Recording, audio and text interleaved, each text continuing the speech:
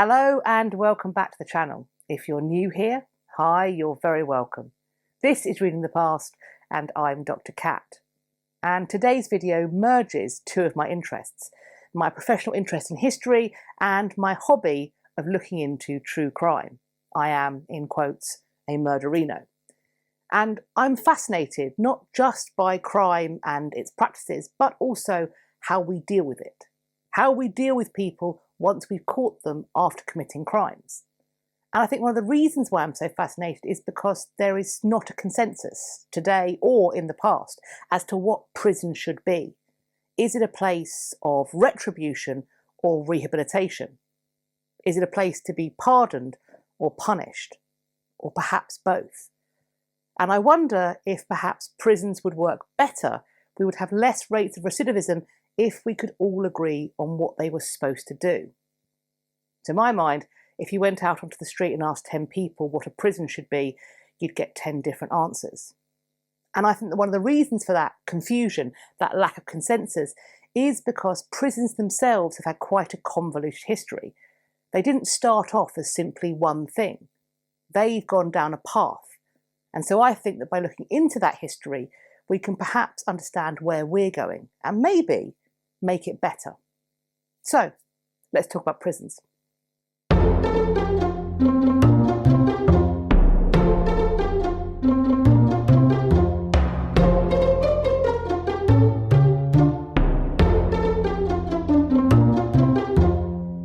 The Tower of London is arguably one of the most famous prisons in history.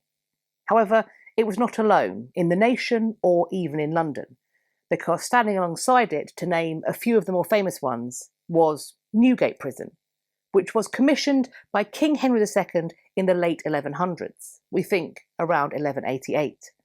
There was also the Marshalsea, which was imprisoning people from the late 1300s. Bridewell Prison is, I think, particularly interesting, because it is formed out of parts of Bridewell Palace, once one of Henry VIII's own palaces. Parts of that palace became a prison from 1556.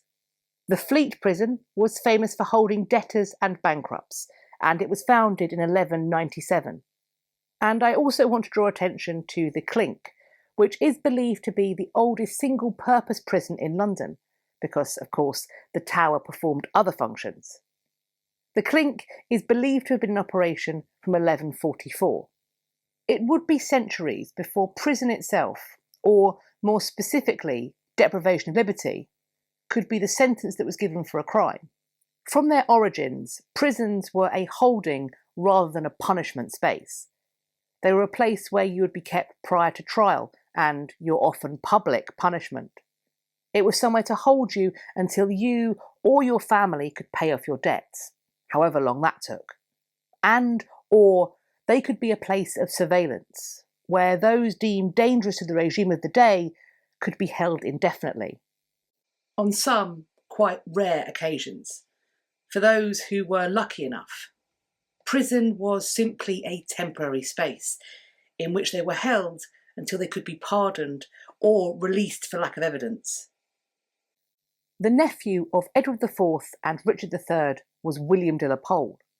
He was also the longest serving prisoner to be recorded in the entirety of the Tower of London's history.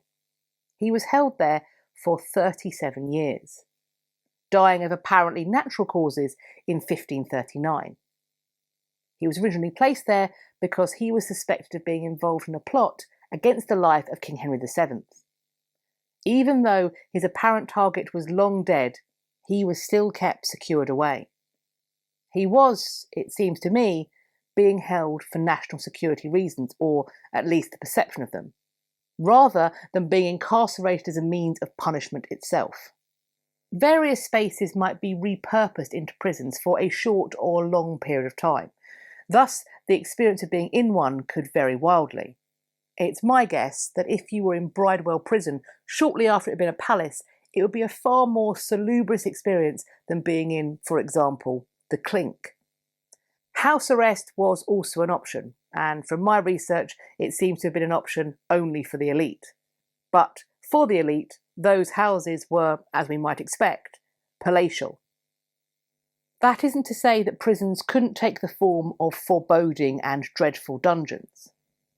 Take that word, dungeon.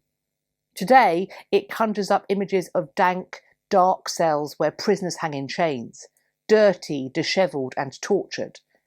Certainly, we have enough evidence to support the fact that that may well have been the experience for some. But the word dungeon is a variant of the archaic term donjon, which itself refers to the central tower or keep of a medieval castle.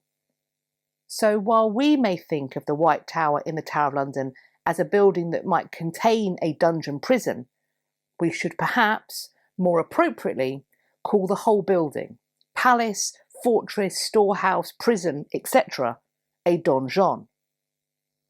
I think it's important we remember that prison itself is not the punishment, because that can help us to understand the luxury in which some of these inmates were found to reside. Spoiler, these are of course the inmates with the noble blood and lots of money. Some might argue that not much has changed. Money and or status does seem to buy you comfort, no matter how heinous your crime.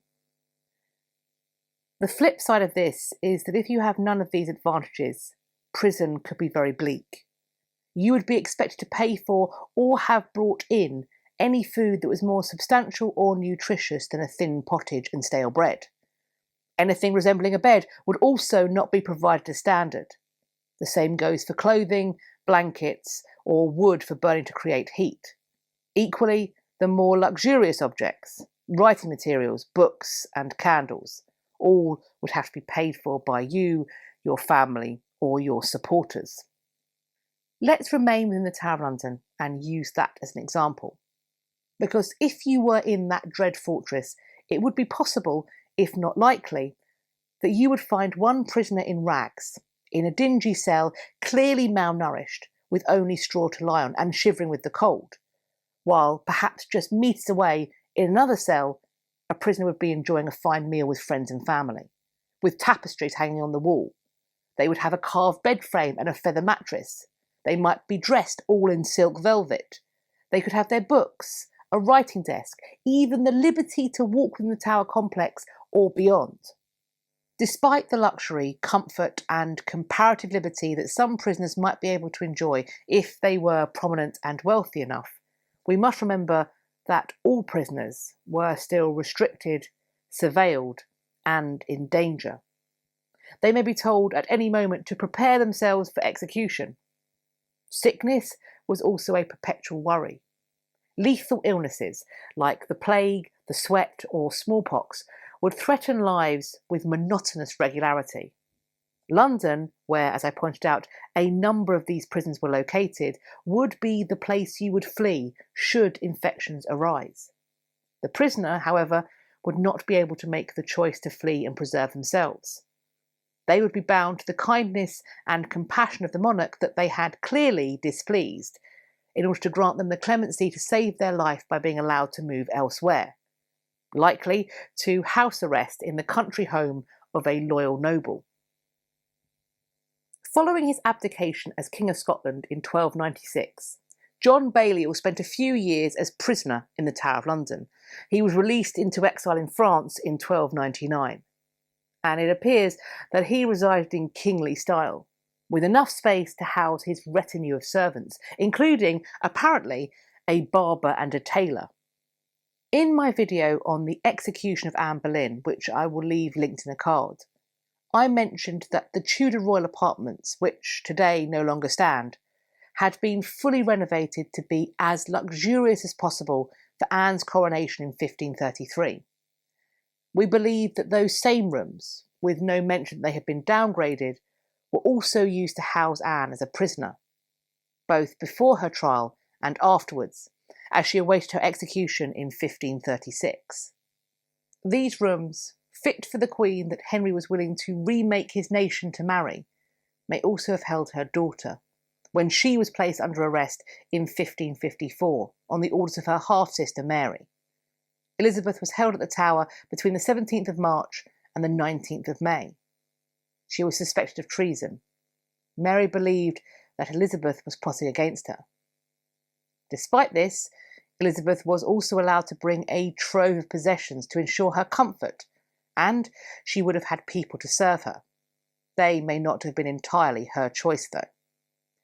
I do wonder if this luxury that she was allowed to reside in would have done anything to quell what I assume must have been her terror and horror at being in those rooms that had been so pivotal and disastrous in her mother's life. After all, as she stayed in them, she was waiting to find out if her own fate would be similar. Sir Walter Raleigh enjoyed 2 stints in the Tower of London as a prisoner. The first was during the reign of Elizabeth I. At some point, probably in the early 1590s, he had begun an affair with one of Elizabeth's maids of honour, Elizabeth or Bess Throckmorton. By the end of 1591, Bess was pregnant, and she and Raleigh had secretly married. As history will tell us, this sort of behaviour will enrage the Queen, if, or rather inevitably when, it comes to light. Secret marriages are hard to hide, even more so secret children. The truth was revealed the following year, and the couple, for their pains, were sent to the Tower on the 7th of August 1592.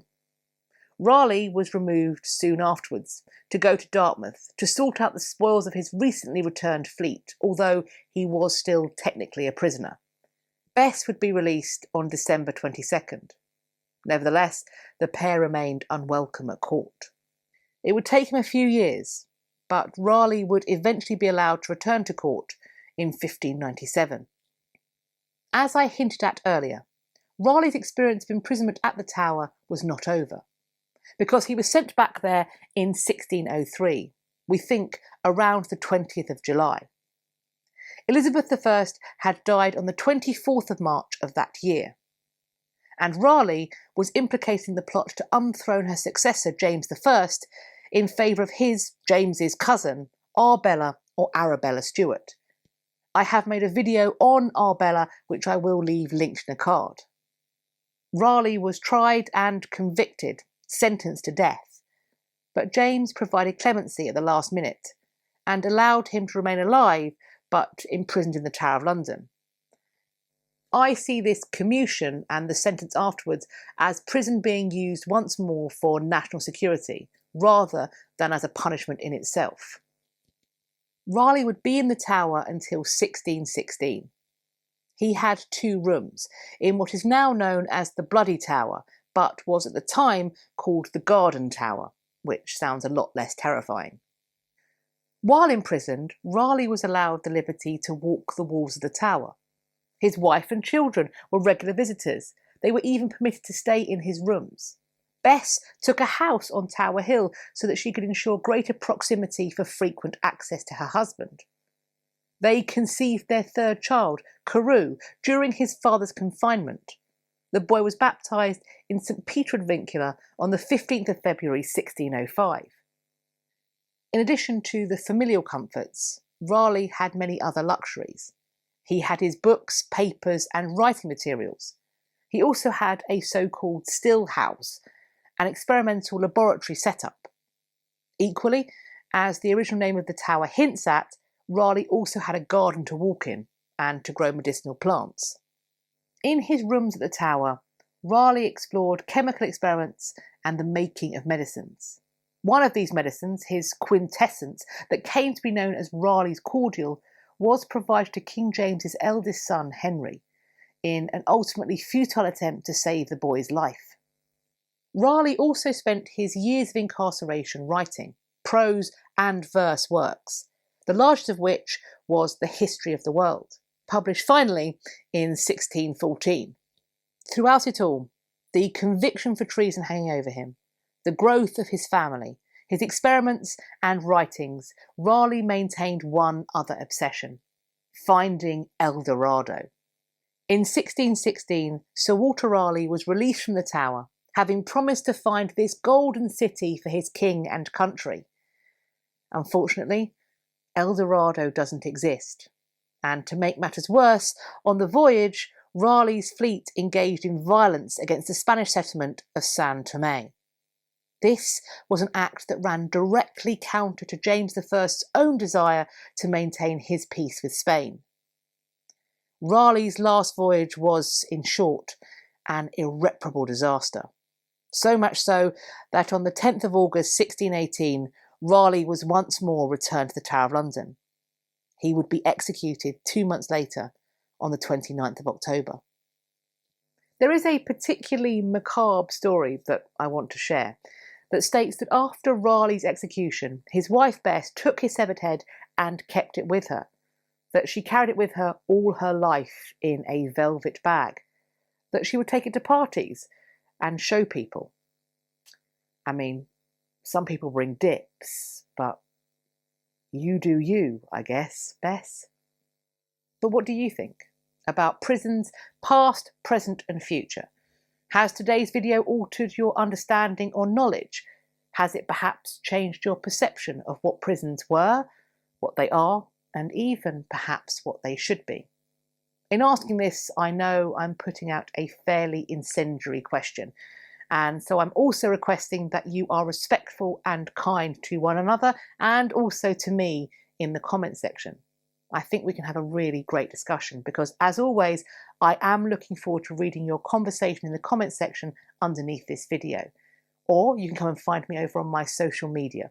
I'll leave links to my Instagram and Twitter in the description box. Follow me there and we can continue this conversation. I do hope you've enjoyed this video and found it useful. If you did, please let me know by hitting the thumbs up.